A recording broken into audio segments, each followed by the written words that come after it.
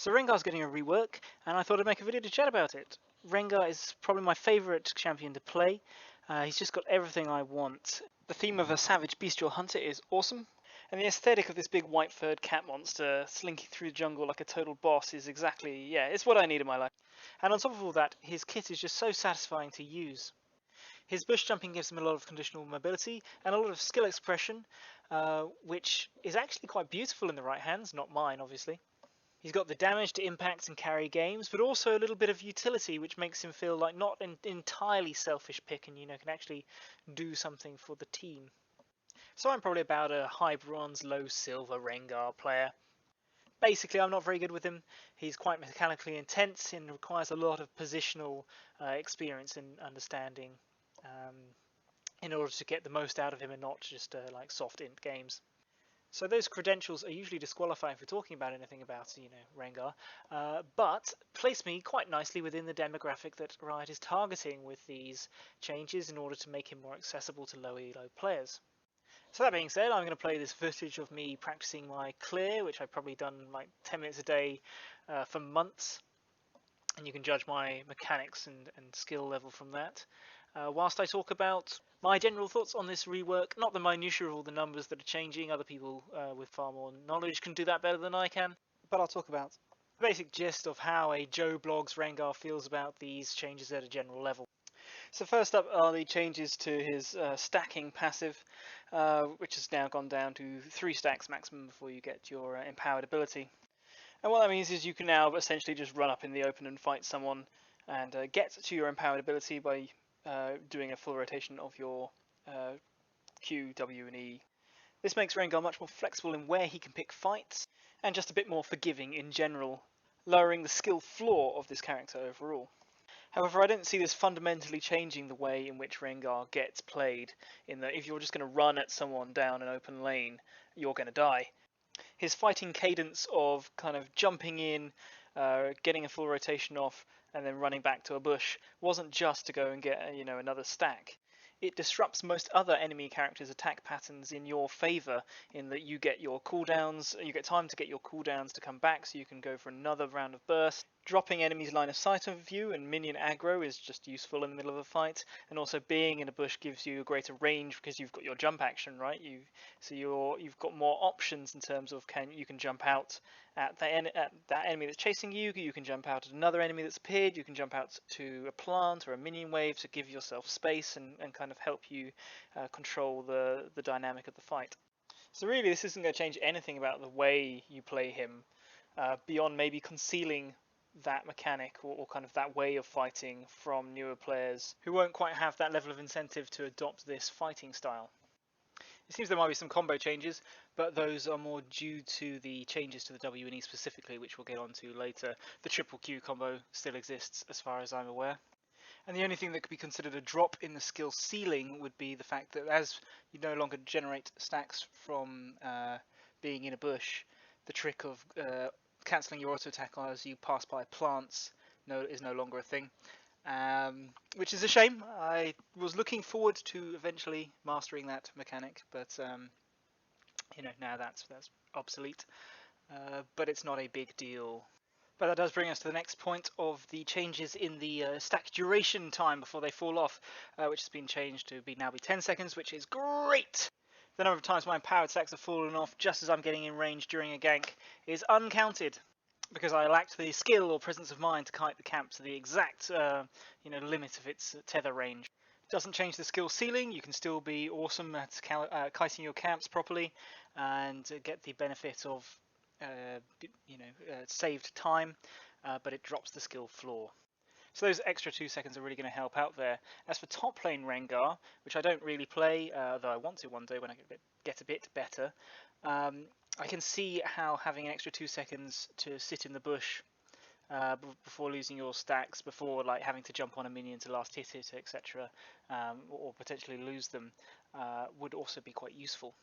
The changes to Bone Tooth Necklace are just a good quality of life change. Not much more to be said about that other than thank you. That will help out a little bit.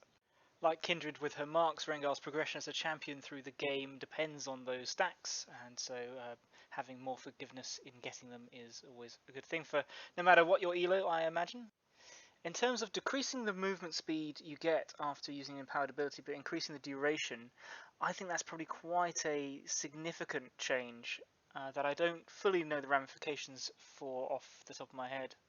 It seems like it'll be a bit of a trade-off, like the high speed to get to clear an enemy's engagement range quickly is really important in terms of trading, but having a longer duration um, would be good for getting around between camps or kind of more long distance running, I imagine.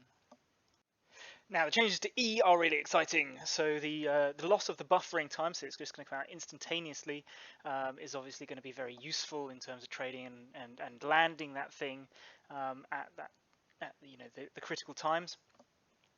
The ability for it to now reveal enemies for 2 seconds is amazing. So you can throw it into a bush to avoid face checking, but then you can see the other person in it and jump to them if you yourself in a bush, which helps a lot in top lane and in various bushes in the jungle. And with the lowering of the Frosty stacks needed to get to an empowered ability, a double snare combo seems likely to be quite effective.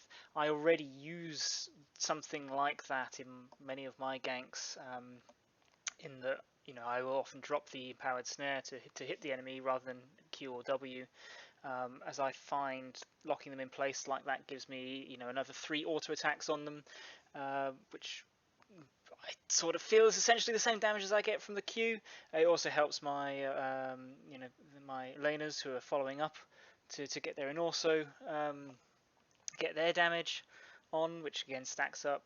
And if I snare and then run away, perhaps the enemy's mates are firing shit at me, which I then dodge by running away, and then my laners following up don't have to eat those shots as they go in to do their stuff.